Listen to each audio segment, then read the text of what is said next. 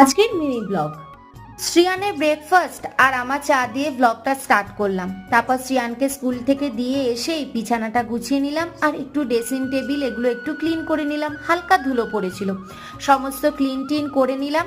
করে নিয়ে দেখো শ্রিয়ানকে স্কুল থেকে দিয়ে ফেরার পথে কিছু সবজি কিনে এনেছিলাম, সেগুলোকেই দেখো আলাদা আলাদা ঝুড়িতে নিয়ে নিয়েছি, কারণ এগুলো এখন ধোবো, ধুয়ে একটু জল ঝরাতে দেবো।